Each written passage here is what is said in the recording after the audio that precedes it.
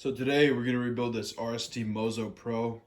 And some tools you're going to need are an 8mm wrench, an adjustable wrench, some C-clip pliers, and 8mm wrench, one of these big ones, some pliers, a pick, some of these long pliers for cleaning if you have them, some Allen keys, and also optional, if your bolts at the bottom or the 4mm ones are stuck, you may need one of these super long 8mm extensions with a little bit on the end for the damper shaft in the fork. So yeah.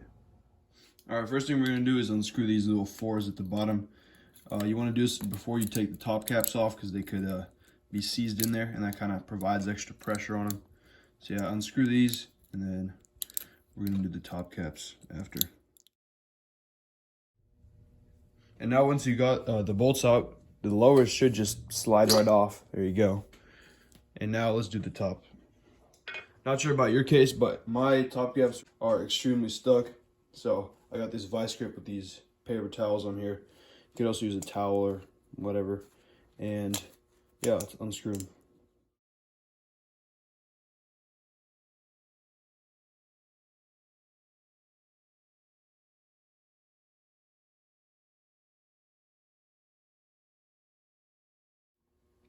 All right, now we finally got the caps out. Ended up not using the paper towel. It's all right. Got this stack, that rusty ass spring. All right, now once we got the lowers off and the top caps off, you just grab your pliers and kind of get this little clip, pop it off. There we go. Okay, now once you got both the clips off, this little part right here should just slide right out, or you can hammer it out. What I got here is this long 8mm extension. I got it all the way over here. And then on the shaft itself, right here, there's this 8mm fitting. You can slide this in here and just hammer it out that way. Just push it up sideways, that shaft, put it sideways a little bit against that, and just hammer it out. And also, if you have your little 4mm bolt, if that's seized in there and that shaft is just spinning over and over, what you can do is you can grab the 8mm fitting on the other side, right there, and with an extension, and then you can put a 4mm wrench on here and it should unscrew. And now you see here that little part is going to be coming out right here, just hammering it out slowly. You want to do this pretty slow because it's gonna it might damage that shaft at the bottom, but usually this will be easier on another fork because mine is extra damaged, as you can see. I got all that damage at the bottom here, but nothing I can do about that.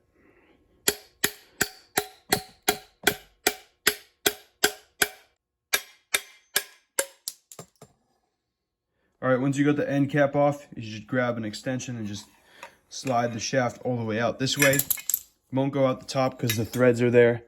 A little hack, you can just put you can put that 4mm bolt on the end. And then it won't damage this end here because remember it fits into the fork. And yeah, there you go. And now just last thing, this little area comes apart. I would highly recommend taking it apart, especially in my case. There's a ton of rust and dirt all in here. So we just wipe it down. This rubber seal comes off, and then there's these wrench flats here. And we got the 8mm up here. There's also a 3mm in there that strips very easily. Just don't touch it, trust me. And then grab your 8mm, grab an adjustable wrench, and yeah, unscrew it. It unscrews normally, just counterclockwise, nothing fancy. Could be kind of tight. There we go, got it loose.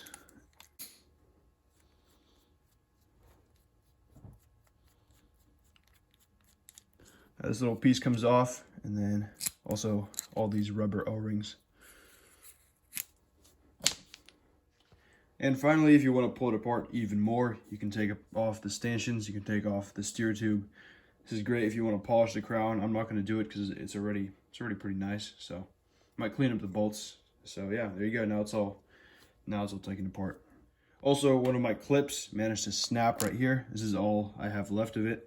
So I did get a new one, and it's in this set. I got it from Hobo Freight. It's only like $4. So yeah, the size I have is the 1 inch to 1 1/16. So if you ever work on old forks or just cars in general, it's great to get one of these. They're only like $4, and they also have the O-ring kits in these sets. They're only like $4 or $5. So yeah, it's good to replace those as well.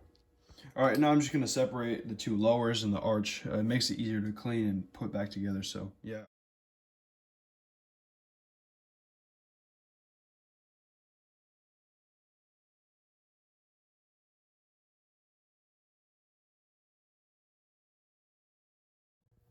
I'm also gonna pop these wipers off real quick.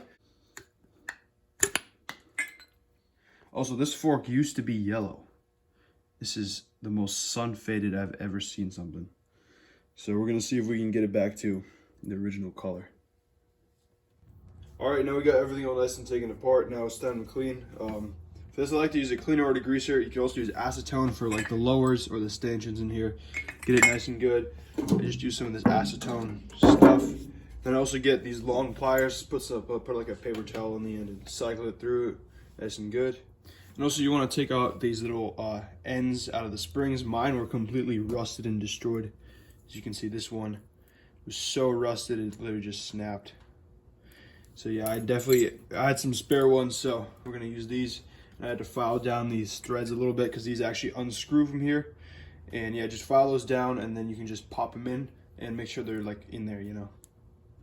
And as you can see, this fork used to be a nice bright yellow, and we're gonna see if we can return it to that with some of this turtle waxes.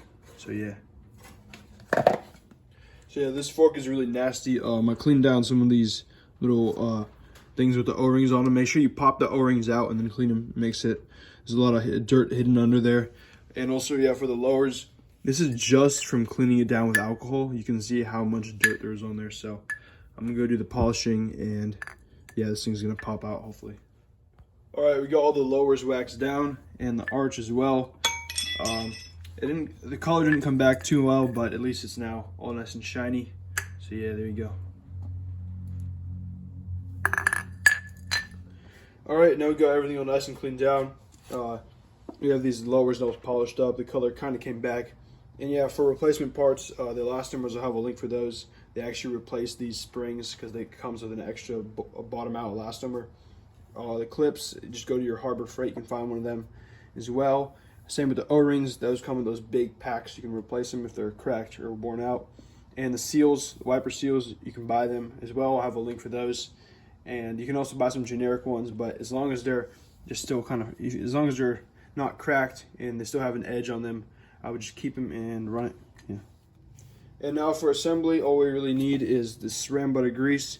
And I'm also going to use some of this blue Loctite for the arch bolts and the brake bosses. So yeah. All right, so first thing we're gonna do, you wanna grab your shaft here. You wanna grease up this area. We're just gonna put back together all the O-rings and stuff that went on here. Just grease it up with some SRAM butter, a little bit on the threads as well, and grab your little aluminum spacer with the O-rings on it. Slide it on like that. Make sure it moves nice and smooth in there, there's no dirt. And then grab your little nut and screw it on.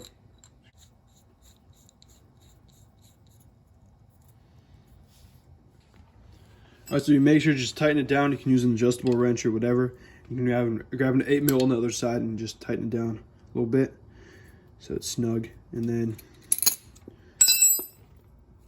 now grab one of the short ones. You want one of these short little bumpers. You want the flat part facing up like this, and put some grease on it and slide it on. All right, once the shaft is good, you want to grease it up. And after that, you want to grease up the inside of this as well. Make sure you get it nice and good. And yeah, then stick the two together. Also make sure the inside of the stanchion is super clean. You don't want any dust or dirt in there. And yeah, there you go. And then cycle it back and forth and make sure it moves nice and smoothly. All right, now you got both your shafts in. Just make sure they move nice and smooth. Now we have the little retaining caps at the end, whatever you call them. Just grease up the outside of those, put some grease on the shaft, grease on the inside of there as best as you can, and then just slide them on. There you go.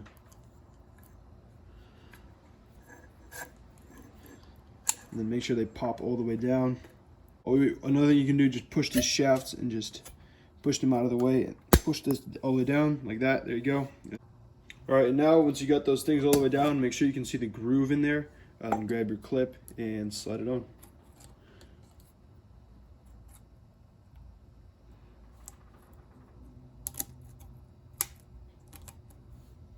There you go.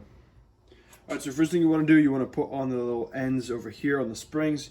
Usually you screw them in, but I had to replace the spring, so I had to file down the threads. I'll show you how to do that in just a second. And then grab your elastomers, just pop them in. Make sure they engage right there. Then you have your other side here. As you can see, I filed down the threads a little bit. They're kind of filed down there. And what you got to do is just, this spring is different because it has like the flat end. The other end is round, as you see right. The original springs, they had a round end like that, so the threads matched on there, but these, I just filed them down, and you can just pop them in. Just make sure they're tight in there and they don't move around. So there you go. Okay, so there we go. Now we got it all nice and situated. You see it's all the way down, almost. And then the elastomer's in there. And yeah, just grease it up like this, and then we'll put it on the end of the elastomers. So there you go. All right, now grab your elastomer stack. It should be pretty straightforward on how to put it together. Just make sure you put grease in between all the joints. Make sure this is on the loosest setting. It's all the way down in there. And then you have your spring in the end like this. Also on the lowers, make sure you have your longer, these little bottom out bumpers right here. And then yeah, go ahead and screw these on the top. Just grab them and drop them in. Make sure you put grease on the springs and all this stuff. And elastomers, there you go. You can also put a little bit on the threads as well. All right, now once you got the top cap screwed on, time to put on the lowers. The seals are very easy to put on. I just kind of popped them in. They don't have any ridges on the outside here, so you just slide them in with your hand. Pretty easy. Make sure you grease them up nice and good to get that bushing as well. Grease up the stanchions nice and good. And yeah, make sure you got the right side and slide them on.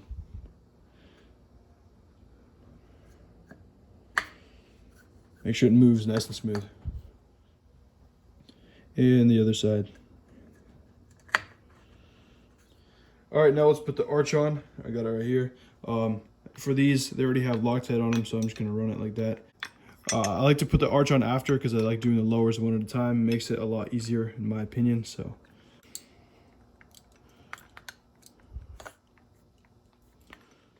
And yeah, the brake bosses, they didn't have any blue Loctite, so I'm gonna use some of that on here. If they don't have it, it's all right, but it's better to have it than not, so yeah.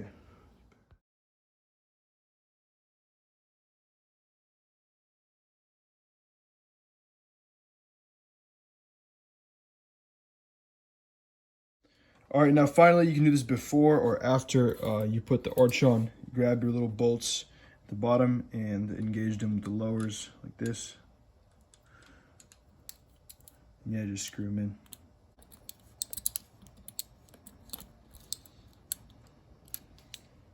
And yeah, there you go. Just make sure those bolts on the bottom are snug. Make sure the arch bolts are snug too.